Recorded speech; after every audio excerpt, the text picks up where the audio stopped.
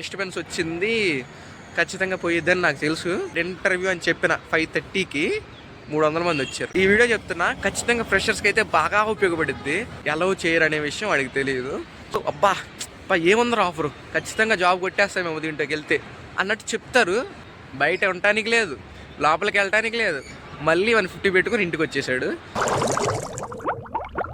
Hello మావా, ఈరోజు video ఏంటంటే, నేను 2025 పాస్ అవుట్ కదా, అంటే లాస్ట్లో పాస్ అవుట్ అయ్యాను అనుకోండి. సో 2026 వరకు నా ఇంటర్వ్యూ ఎక్స్పీరియన్సెస్ ఏంటి, ఈ వీడియో చెప్తున్నా. ఖచ్చితంగా ఫ్రెషర్స్కి అయితే బాగా ఉపయోగపడుద్ది. అంటే ఎక్స్పీరియన్స్ వాళ్ళకి ఉపయోగపడదంటారా అంటే ఉపయోగపడుద్ది, కానీ వాళ్ళకి ఏంటంటే ఆల్రెడీ ఎక్స్పీరియన్స్ అయ్యి ఉంటారు కాబట్టి. సో సేమ్ నాకు ఇదే జరిగింది, ఈ కంపెనీ కదా, సో ఇంత అడిగారు వాళ్ళు, అలా అనిపించింది అనమాట. సో ఖచ్చితంగా రిలేట్ అవుతారు. రిలేట్ అయితే మాత్రం ఖచ్చితంగా లైక్ అయితే చేయాలి. ఇంకా ఫ్రెషర్ సంగతి చూద్దాం. చెప్తున్నా, ఈ వీడియో చూసిన తర్వాత మీరు చాలా డబ్బులు లాస్ అవ్వకుండా సేవ్ చేసుకుంటారు. సో మనం ఫస్ట్ కంపెనీకి వచ్చేద్దాం. అది ఎక్కడ అప్లై చేశానో కూడా తెలియదు. అంటే మనం నౌకరీ, లింక్డ్ఇన్, ఇండీడ్, ఇంటర్న్ చాలా ఏది వదలం అనమాట. పర్టికులర్గా దీంట్లోనే అప్లై చేయాలని ఏం లేదు, అన్నిట్లో అప్లై చేస్తా. సో అలానే అప్లై చేశా. అండ్ కంపెనీ 7కి ఎగ్జామ్ అయితే 6:30కి మీటింగ్ అటెండ్ అవ్వాలని 5:30కి మెయిల్ వచ్చింది. మనం ఆఫ్ క్యాంపస్లో రియాలిటీ ఏంటంటే, మనం 100 నుంచి 200 కంపెనీలకు అప్లై చేస్తే ఓ 10-20 గట్టిగా వస్తే రిప్లైలు వస్తాయి. సో రిప్లైలు వచ్చింది కదా అని చెప్పి ఫ్లాష్ మెన్ లాగా బయట ఉన్నా కూడా ర్యాపిడో వేసుకొని ఇంటికి వచ్చేసా. మీటింగ్ అటెండ్ అయ్యాను, బాగానే ఉంది. కానీ చివరిలో ట్విస్ట్ ఏంటంటే, మీటింగ్లో నుంచి ఎగ్జిట్ అవ్వకూడదంట. అంటే ఎగ్జామ్ అటెండ్ అవ్వాలి 7 అప్పుడు, కానీ ఎగ్జామ్తో పాటు ప్యారల్గా మీటింగ్లో కూడా ఉండాలంట. సో నేను అందరిని మ్యూట్ చేస్తాను, మీకేం ఇబ్బంది లేదు అని చెప్పింది. సో నేను కూడా 7 అయింది, ఎగ్జామ్ నాకు లింక్ వచ్చేసింది కాబట్టి నేను స్టార్ట్ చేశాను. కొంతమంది లింక్లో ఉంటారు కదా, వాళ్ళు మీటింగ్లోనే ఉన్నారు, తర్వాత వస్తుందని వెయిట్ చేస్తూ ఉన్నారు. 9 లోపు వచ్చిందని చెప్పారు. సో నేను చేస్తూ ఉన్నా. రౌండ్ 1 అయిపోయింది. రౌండ్ 2లో ఏంటంటే ఈ కమ్యూనికేషన్ అనమాట. అంటే మనం ఎలా మాట్లాడుతున్నాం, వాళ్ళకి సెట్ అవుతాం లేదా అన్నట్టు అడుగుతారనమాట. సో దానికి నేను రిప్లై ఇస్తున్నాను. అంటే వాళ్ళు 5 సెకండ్స్ వస్తుంది, వాళ్ళ ఇంగ్లీష్ యాక్సెంట్ వస్తుంది. సో దాన్ని మళ్ళీ రిపీట్ చేయాలి, మనకు కరెక్ట్గా అర్థమవుతుందా లేదా అని చెప్పి ఇంగ్లీష్ వాళ్ళతో మాట్లాడేటప్పుడు. సో నేను అది రిప్లై చేస్తుంటే అన్మ్యూట్ కొట్టింది. తెలిసి కొట్టిందా, ఏదైనా చెప్తామని కొట్టిందో తెలియదు. అన్మ్యూట్ కొట్టింగానే మనోళ్ళు మీటింగ్లో ఉన్నారు, వాళ్ళు బయట ఉన్నారా ఎక్కడున్నారో తెలియదు. మీటింగ్ ఏముంది, ఫోన్లో అన్నా ఆడనొచ్చు. సో అన్మ్యూట్ కొట్టింగానే ఫుల్ గోలగోల అయిపోయింది. నేను ఆ 5 సెకండ్స్ అయిపోయిన తర్వాత రిప్లైలో ఉన్నప్పుడు అదనమాట జరిగింది. ఇంకా మనకు తెలిసిపోద్ది కదా, అప్పటికప్పుడైతే ఎగ్జామ్ బయటికి రాలే. కానీ ఏంటంటే డిస్టర్బెన్స్ వచ్చింది, ఖచ్చితంగా పోయిద్దని నాకు తెలుసు. అంటే నేను మాట్లాడుతున్నా, అంటే సిస్టర్ ఈజ్ ప్లేయింగ్ ఫుట్బాల్ అన్నట్టు ఏదో ఒక యాక్సెంట్ వచ్చింది. నేను చెప్తున్నప్పుడు ఆ సౌండ్ వచ్చింది అనమాట. సో ఆ డిస్టర్బెన్స్ వల్ల ఖచ్చితంగా నా మాట తీసుకొని ఉండదు, ఎగ్జామ్ పోయిద్దని తెలుసు. కానీ ఎక్కడో ఒక ఆశ ఉందనమాట. సో అన్ని రౌండ్లు కంప్లీట్ చేసేసా, సక్సెస్ఫుల్గా అయిపోయింది. అప్లై అది చేసిన తర్వాత సాయంత్రమే డన్, రిజెక్ట్ మెయిల్ అనమాట. అంటే ఏంటంటే అది వాళ్ళ తప్పు కూడా కాదు, మన తప్పు కాదు.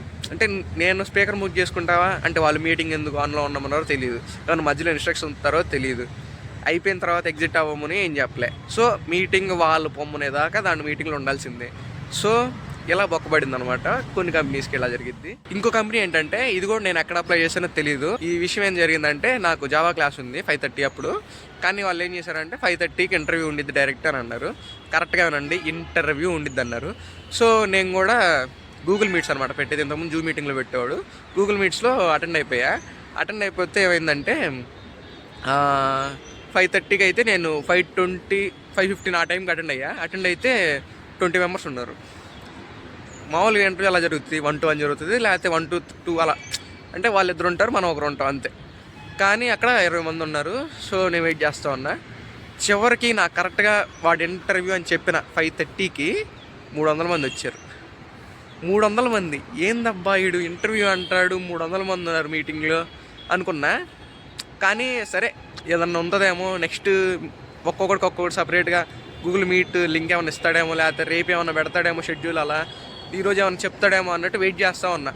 అలా వెయిట్ చేస్తూ ఉంటే వాడు మీటింగ్ చెప్తున్నాడు. ఏమని చెప్తున్నాడు, వాళ్ళ కంపెనీ గురించి చెప్పుకుంటా ఉన్నాడు. స్టార్టింగ్ నుంచి కూడా తొందరగా అయిపోయింది అని చెప్పి 40 నిమిషాలు చెప్పాడు. 300 మందికి 40 నిమిషాలు చెప్పాడు. చెప్పిన తర్వాత ఇంటర్వ్యూ ఉండిద్దా అనుకుంటే వాళ్ళ కంపెనీలో ఇంతమంది ప్లేస్ అయ్యారు, వాళ్ళ కంపెనీలో ప్లేస్ అవ్వలే, వాళ్ళ కంపెనీ నుంచి ఇంతమంది ప్లేస్ అయ్యారు అని స్టార్ట్ చేశాడు అనమాట. నాకు అక్కడ అర్థమైపోయింది, వీళ్ళు ఖచ్చితంగా సేల్స్ చేసేవాడు, వీడు ఖచ్చితంగా జాబ్ ఇచ్చేవాడు కాదు, ఒక కోర్సులు మనం బయటకు వెళ్తాం కదా, ఇప్పుడు సివి కార్పనో ఏదో ఒకటి అలా కోర్స్ తీసుకునే వాళ్ళు వీళ్ళు అని నాకు అర్థమైపోయింది. కానీ ఎక్కడో ఒక చిన్న ఆశ ఉందన్నమాట. వాడు ఇంటర్వ్యూ అన్నాడు ఏదో చేస్తాడు అన్నట్టు వెయిట్ చేస్తా ఉన్నా. చివరికి బయటపడ్డాడు. అంటే ఇంత డబ్బులు కట్టాలి, ఇంత డబ్బులు కడితే మళ్ళీ టాప్ 10కే ఇస్తాం, అందరికి కాదు. ఇప్పుడు 300 మంది ఉన్నారు కదా, ఆ 300 మందికి మీరు రిజిస్టర్ అవ్వండి, ఫస్ట్ 100 రూపాయలు అని చెప్పాడు. రిజిస్టర్ అయితే వాళ్ళకి దాంట్లో కన్సెషన్ ఉంటుంది, టాప్ 10కి కన్సెషన్ ఉంటుంది, మిగతా వాళ్ళకి మామూలే చూసుకోండి. 3 ప్లాన్స్ ఉన్నాయి మళ్ళీ వాడి దగ్గర, 3 ప్లాన్స్ ఉన్నాయి. హయ్యెస్ట్ వాటికి ఎక్కువ కంపెనీస్ అలౌ చేస్తాడంట, చిన్న వాటికేమో జస్ట్ నోట్స్ ఇస్తాడంట, రెండో వాటికేమో మధ్యలో కంపెనీస్, కొన్ని కంపెనీస్ అట్లా చేస్తాడంట. మూడో కంపెనీ అంటే ఇవి డైరెక్ట్ రెఫరల్స్ ఇటు అని చెప్పి చాలా పెద్ద తతంగా చెప్పాడు. సాలేరా అని చెప్పి నేను ఇంక బయటకు వచ్చేసా. ఇంకో ఎక్స్పీరియన్స్ ఏంటంటే ఇది కంపెనీకి సంబంధించి కాదు, వాకిన్కి సంబంధించి. అంటే మా ఫ్రెండ్ ఒకడు ఉన్నాడు ఈ కేపీహెచ్పిలో, వాడు ఏం చేశాడంటే ఈ 2 years అవుతుంది పాస్ అవుట్ అయ్యి. సో 2 years అవుతుంది కదా అని చెప్పి మ్యాపింగ్ రోల్కి కూడా వెళ్దామని డిసైడ్ అయిపోయాడు. సో డిసైడ్ అయిపోయి దానికి అంతా 13,000 14,000 అలా వస్తాయి. సో వెళ్దామని డిసైడ్ అయ్యి వాడు వెళ్ళినప్పుడు వాడికి అక్కడ ఏదో పని ఉంది, కట్టించేటి వెళ్దాం అని చెప్పి ల్యాప్టాప్ కూడా తీసుకుని వెళ్ళిపోయాడు. ల్యాప్టాప్ తీసుకెళ్ళి వెళ్తే ఏంటంటే లోపలికి అలౌ చేయరు, విప్రో దానికి అనమాట వెళ్ళింది. లోపలికి అలౌ చేయరు అంటే అన్ని కంపెనీస్ అలౌ చేయరా అంటే చేస్తారు. సో వాడు ఊపుకుంటా అక్కడ పని ఉంది, పనిలో పని అయిపోద్ది, అటు ఇటు తిరగటం ఎందుకని చెప్పి ల్యాప్టాప్ తీసుకుని వెళ్ళిపోయాడు. ఇక్కడ నుంచి కేపీహెచ్పి నుంచి అక్కడ అది జరిగింది ఆడో ఫైనాన్షియల్ డిస్ట్రిక్ట్ అనుకుంటా, నానక్రమూడి దగ్గర. అక్కడికి వెళ్ళేటప్పటికి 300, వెళ్ళటానికి 150 సంథింగ్ అయింది ర్యాపిడో, అంటే ఆడ మెట్రో లేదు. సో 150 అయింది, మళ్ళీ రావడానికి 300 అయింది. సో 300 మొత్తం గంగార్పణం అయిపోయింది. అసలు విషయం ఏంటంటే వాడికి వెళ్ళాడా, బయట ల్యాప్టాప్ పెట్టుకోవడానికి లేదు. అంటే వాడు కనీసం ఆ ఫెసిలిటీ ఇవ్వాలి కదా, పొరపాటు ఎవరైనా వస్తారు అని చెప్పి ఆ ఫెసిలిటీ ఇవ్వలే. వాడు బ్యాగ్ లోపలికి తీసుకెళ్ళకూడదు ల్యాప్టాప్, ఇంకా ఆడేం చేస్తాడు. వాళ్ళ ఫ్రెండ్ ఏమో ఆఫీస్లోకి వెళ్ళాడు, వాళ్ళ ఆఫీస్లో కూడా ల్యాప్టాప్ వెళ్ళలేదంట. సో ఆడికి వెళ్ళి బయట ఉండటానికి లేదు, లోపలికి వెళ్ళటానికి లేదు, మళ్ళీ 150 పెట్టుకుని ఇంటికి వచ్చేసాడు. సో ఒకరోజు టైం వేస్ట్ వాడికి, వెళ్తే జాబ్ వస్తుందనే ఆ హోప్స్ లేవు. సో ఇది వాకిన్స్కి వెళ్ళేటప్పుడు ల్యాప్టాప్స్ ఒకటి తీసుకెళ్ళకూడదు అనేది గుర్తుంచుకోండి. ఇంకా అదనమాట. చెప్పాను కదా, ఏమన్నా డౌట్స్ ఉన్నా ఈ కంపెనీస్ ఎలా ఉంటాయి అని చెప్పి అడిగినా, మెయిన్గా డబ్బులు కట్టమనే వాటిని ముందు దాన్ని బ్లాక్ చేసేయండి. ఎందుకంటే ఖచ్చితంగా మీరు జాబ్ చేయాలి కాబట్టి మీకే డబ్బులు ఇస్తాడు, మిమ్మల్ని అయితే ఎవరు డబ్బులు అడగడు. కానీ వాళ్ళు ఎంత బాగా చెప్తారంటే, ఇప్పుడు నాకు ఎక్స్పీరియన్స్ ఉన్నా కూడా ఎవరైనా చెప్పేటప్పుడు అబ్బా ఏముందరో ఆఫరు, ఖచ్చితంగా జాబ్ కొట్టేస్తాం మేము దీంట్లోకి వెళ్తే అన్నట్టు చెప్తారు, కానీ మీరు దాన్ని వినకూడదు.